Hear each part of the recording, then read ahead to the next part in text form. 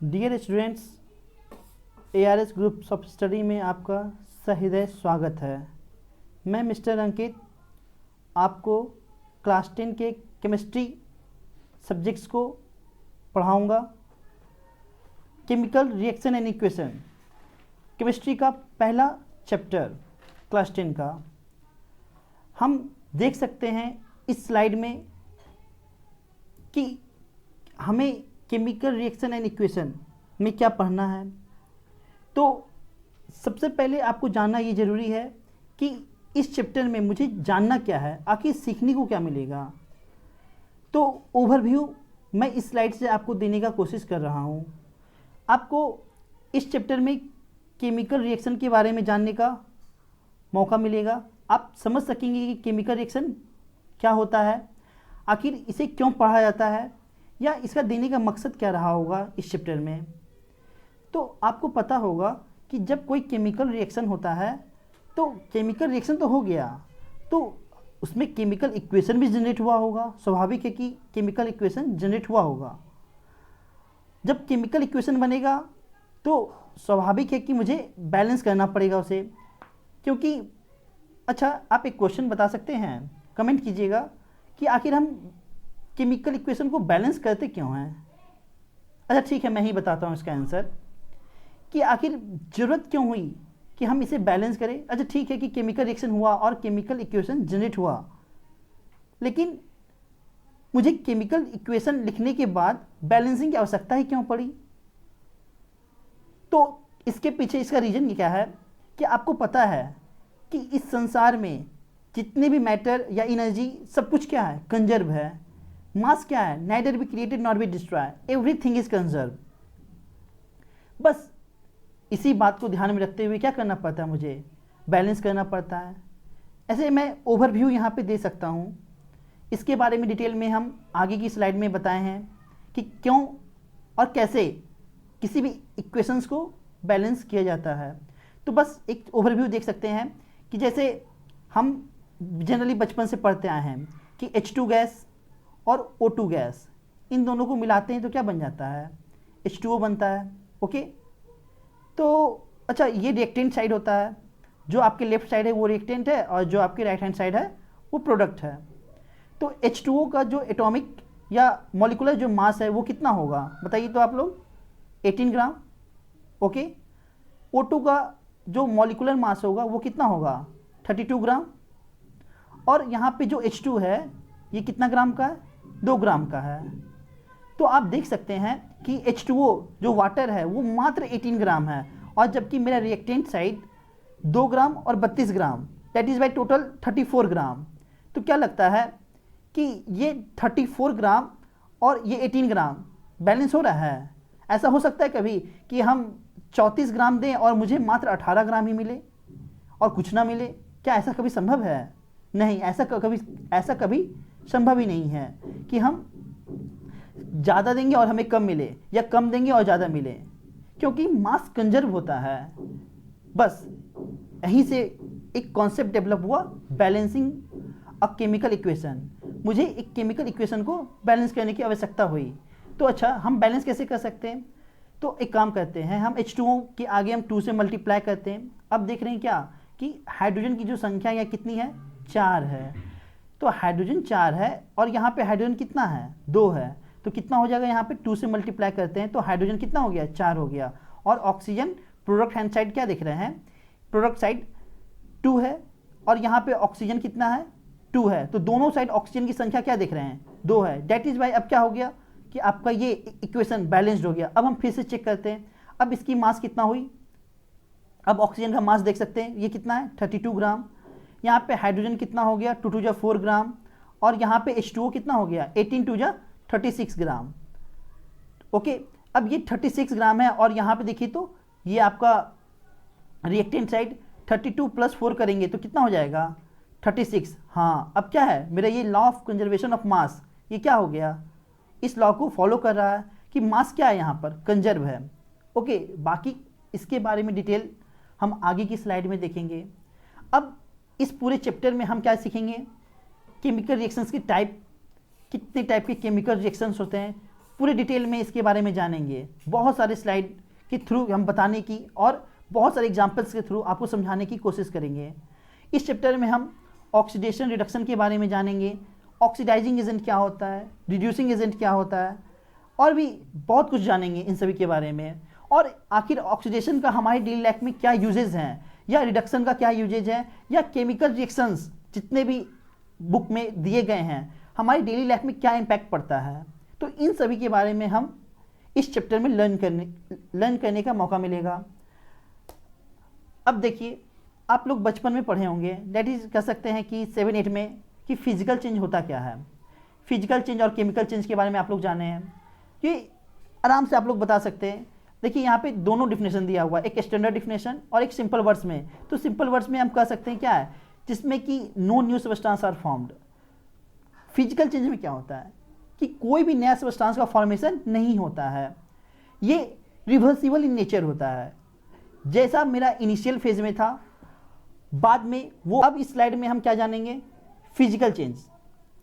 Physical change में हम लोग बचपन से पढ़े हैं कि इसमें न्यू सब्सटेंस का फॉर्मेशन नहीं होता है। आप देख सकते हैं कि फिजिकल चेंज मैटर अपने फॉर्म्स को बदलता है, ना कि अपने केमिकल आइडेंटिटी को।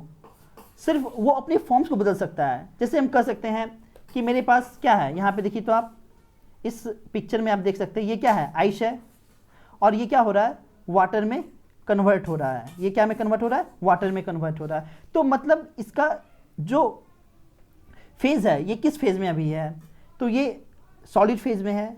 लेकिन ये अब किस फेज़ में हो गया, वाटर फेज़ में, दैट इज लिक्विड फेज़ में। तो ये लिक्विड है और ये सॉलिड है। अगर हम इसे और भी हिट कर दें तो ये क्या में कन्वर्ट हो जाएगा, तो ये वेपर में कन्वर्ट हो जाएगा। तो ये अपने फेजेस को बदल रहा है, सॉलिड से लिक्विड, लिक्विड से गैसेस, और वापस गैस से फिर सॉलिड फॉर्म में आ सकता है। ओके, जैसे रेन होता है तो ये क्या हुआ, वहाँ पे प्रिसिपिटेशन हुआ, तो वेपर क्या हो रहा है, प्रिसिपिटेट बनकर वापस लिक्विड बन रहा है। तो यहाँ पे कौन कौन सा वर्क परफॉर्म कर रहा है, तो बॉइलिंग, मेल्टिंग, फ्रीजिंग, ये सब अपना अपना वर्क कर रहे हैं। तो आप देख रहे हैं कि बॉइलिंग, मेल्टिंग और फ्रीजिंग ये फेजेस को बदलने में, चेंज करने में अपनी भूमिका निभा रहे हैं। और अगर स्टैंडर्ड डिफिनेशन की तरफ बात करें हम, तो इसमें क्या है कि केमिकल कंपोजिशन का फॉर्मेशन नहीं होता है, कि कोई नया कंपोजिशन बन जाए, कोई नया केमिकल कंपोजिशन आ जाए। एक एग्जांपल के थ्रू हम समझते हैं। जैसे समझिए आप, मेरे पास क्या है, कैल्शियम कार्बोनेट है।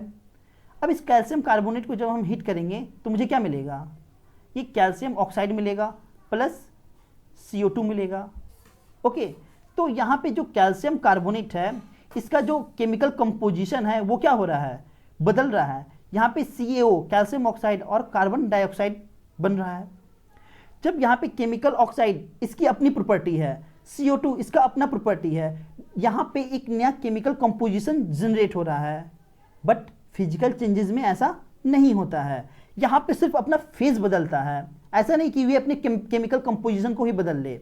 आप देख रहे हैं कि physical changes are used to separate mixture into their compound but can not be usually be used to separate compound into chemical elements और सिंपलर कंपाउंड। तो हम अगर कोई कंपाउंड है, जैसे ये क्या है, कैल्शियम कार्बोनेट एक कंपाउंड है, तो कैल्शियम कार्बोनेट जब कंपाउंड है तो क्या मुझे ये प्योर कैल्शियम मिल जाएगा, या प्योर कार्बन, या प्योर ऑक्सीजन मुझे कैल्शियम कार्बोनेट से मिल जाएगा? नहीं मिल सकता है। तो इस स्लाइड में यही बताया जा रहा है कि यहाँ पर केमिकल कंपोजिशन ये क्या है, चेंज अगर हो जाता है तो ये आपका केमिकल चेंज के अंतर्गत आता है। अब नेक्स्ट स्लाइड में हम केमिकल चेंज के बारे में जानेंगे कि केमिकल चेंज ये जस्ट वाइस वर्सा है, किसका, फिजिकल चेंज का। फिजिकल चेंज का जस्ट उल्टा है केमिकल चेंज। तो केमिकल चेंज में क्या हो रहा है कि यहाँ पे न्यू सब्सटेंस का फॉर्मेशन हो रहा है। जैसे कि वहाँ पे आप देखे थे क्या कि केमिकल कंपोजिशन, एक नया केमिकल कंपोजिशन जनरेट हो रहा था। क्या था वहाँ पर, आप देख सकते हैं कि कैल्शियम कार्बोनेट है, यहाँ पे कैल्शियम ऑक्साइड और कार्बन डाइऑक्साइड का फॉर्मेशन हो रहा है। यही आपका न्यू केमिकल कंपोजिशन है। तो ये केमिकल चेंज का एग्जाम्पल है, ना कि फिजिकल चेंज का। अब केमिकल चेंज में न्यू सब्सटेंस का फॉर्मेशन हो रहा है। आप देखिए एग्जांपल्स के थ्रू समझ सकते हैं कि मेरे पास क्या है, वुड है।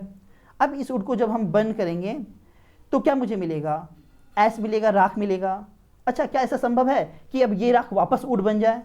नहीं, ऐसा नहीं संभव है, क्योंकि इसका केमिकल कंपोजिशन, एक नया केमिकल कंपोजिशन जनरेट हुआ है। तो ऐसा संभव नहीं कि हम ऐश से वापस वुड की तरफ मूव करें। और भी देख सकते हैं सिंपल लैंग्वेज में कि एक chemical change occur when the substance is form through a chemical reaction. ये केमिकल रिएक्शन के थ्रू होता है। जैसे हम कह सकते हैं क्या, फ्रूट का रैपनिंग, ये रोड गलती से हो गया।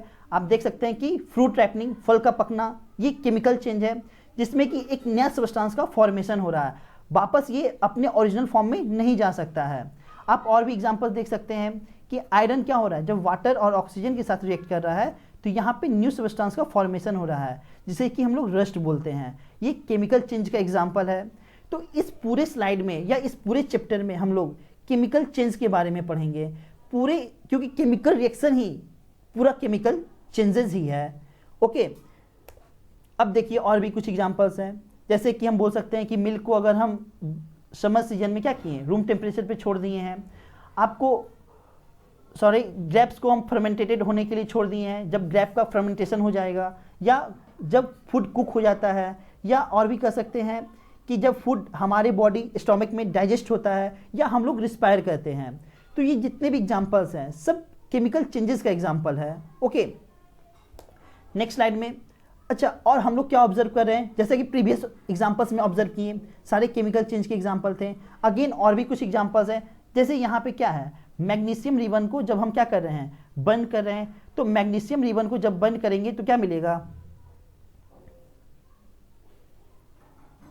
तो Mg प्लस O2 क्या मिलेगा, MgO, 2MgO कह देते हैं, बैलेंस कह देते हैं इसे।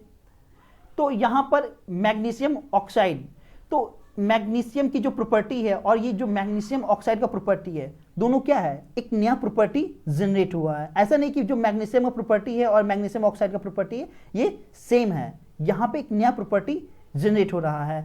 और भी एग्जांपल देख सकते हैं कि हम जब डाइल्यूट सल्फ्यूरिक एसिड में जिंक ग्रेनुअल्स को ऐड करते हैं, जैसा कि देख सकते हैं आप इस फिगर में कि यहाँ पे एक एक्टिविटी के थ्रू समझाया जा रहा है कि ये जिंक ग्रेनुअल्स है, इसे सल्फ्यूरिक एसिड में ऐड कर रहे हैं।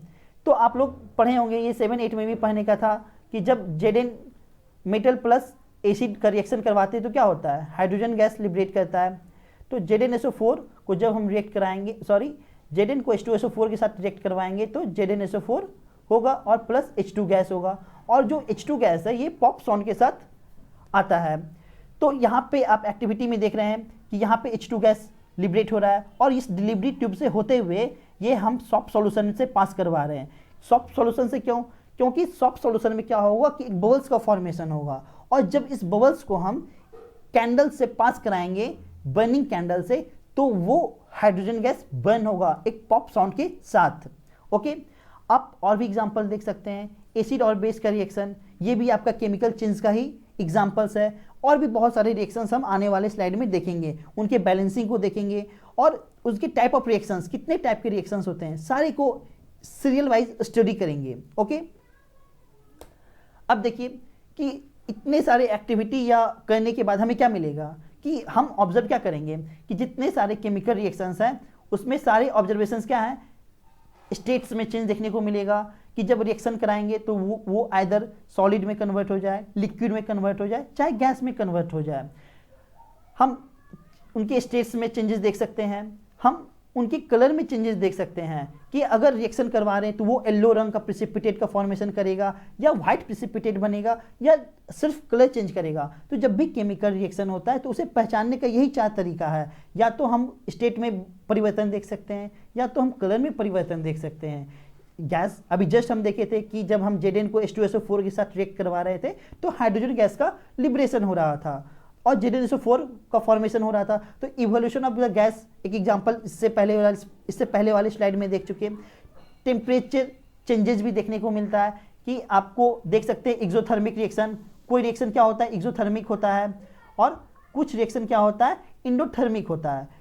इन सभी को हम आने वाले स्लाइड में डिटेल से जानेंगे। एक्सोथर्मिक अगर हम शॉर्ट में बताना चाहें तो एक्सोथर्मिक जिसमें कि हीट इवॉल्व होता है, यानी हीट देता है, और इंडोथर्मिक जिसमें कि हीट ये लेता है।